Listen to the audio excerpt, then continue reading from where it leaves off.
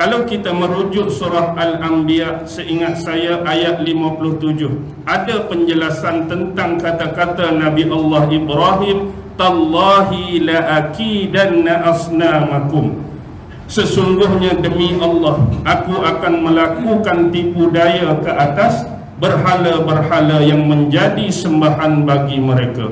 Tallahi adalah salah satu bentuk lafaz qasam yang kita panggil lafaz sumpah. Jadi ada orang sebut qasam, sumpah, ada orang sebut halaf, itu pun sumpah, ada orang sebut yamin, itu pun sumpah.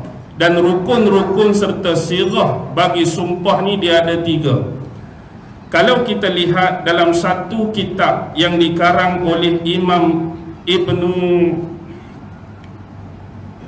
Ibnu Al-Jauzi, bukan Ibnu Qayyim Al-Jauzi, Ibnu Al-Jauziyah, yang wafat tahun 351 Hijrah, yang mana beliau pernah menulis sebuah kitab yang berjudul At-Tibyan fi Aqsamil Quran, yang mana dalam tu ialah pencerahan dan penerangan tentang ilmu-ilmu yang berkaitan tentang lafaz-lafaz sumpah yang terdapat di dalam Al-Quran. Sebagai contoh tadi, Nabi Ibrahim dia guna lafaz tallahi, dan masyhur lafaz sumpah ni kita boleh guna wallahi, wabillahi dan watallahi. Antara sirah dan rukun pertama ialah harus pada fi'il qasam. Perbuatan kita bersumpah itu dimutaaddikan dengan huruf ba. Sebagai contoh, dalam satu surah disebut wa aqsamu billahi jahda aimanihim, dan sesungguhnya aku bersumpah dengan nama Allah dengan sebenar-benar sumpah. Hak ni dia guna lafaz ba, wa aqsamu billah. Kalau guna lafaz wallah ni cukup banyak. Wallaili idza yakhsha, dan malam apabila dia melabuhkan tirainya. Sebenarnya wallaili idza yakhsha ini hanya harus pada Allah, sebab Allah dia boleh menisbahkan qasam, sumpah dia pada nama dia, pada zat dia, pada sifat dia, dan harus juga dia qasam pada makhluk-makhluk ciptaan dia. Bukankah banyak sumpah Allah tentang makhluk ciptaan dia, demi masa, demi buah tin, demi malam, demi matahari, demi waktu duha. Tetapi kita sebagai hamba Allah tidak diharuskan untuk menuturkan lafaz qasam selain daripada lafaz Allah. Inilah pada rukun yang kedua disebut harus ada padanya muqsam bih. Muqsam bih bermaksud lafaz penegasan kita menuturkan qasam atau sumpah mesti kena guna nama Allah. Sama ada wallahi, wabillahi ataupun watallahi.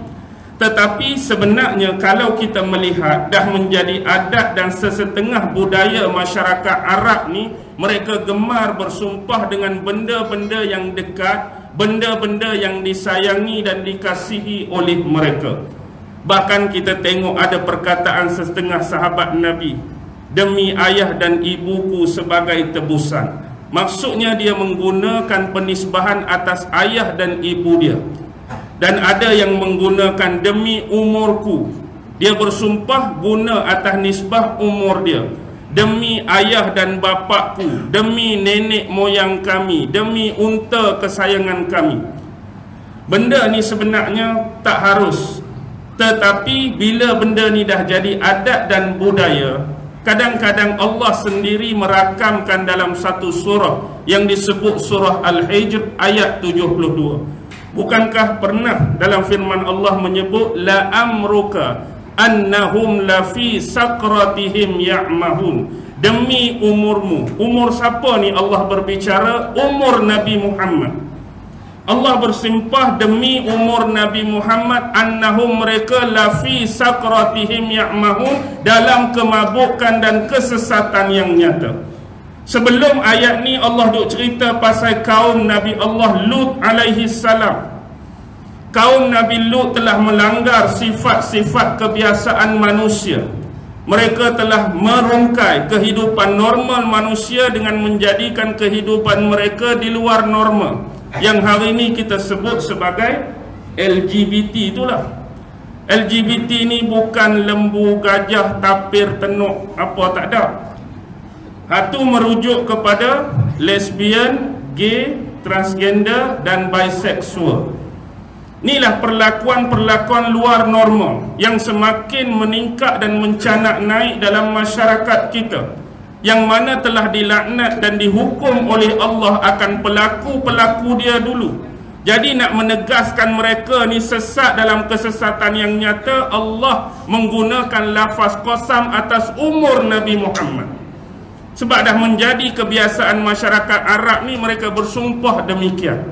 Jadi kalau hari ni tak payahlah kita nak buat macam tu. Kalau nak bersumpah macam biasa, demi Allah, wabillahi, watallahi, wabillahi. Tak payahlah demi kereta Proton Saga 1.3 buruk warna putih saya akan tek. Betul kamu ada Proton Saga 1.3 warna putih, tu tak payahlah nak bersumpah atas tu. Yang ketiga, rukun dan sirah dia kena ada muqsam alaih, penguat. Apa benda yang kita nak sumpah? Cuba bersumpah ustaz, wallahi, berhenti takat tu, selesai tak sumpah? Demi Allah, apa benda yang hang nak sumpah? Dia kena cerita, aku akan buat macam ni. Demi Allah, aku akan buat macam ni. Tak ada hak buat tu, tak panggil bersumpah. Dia berhenti setakat demi Allah, senyap lagu tu. Tak ada lah. Jadi inilah antara tiga. Itu kita kata serpihan ilmu yang kita boleh buat masuk malam ni.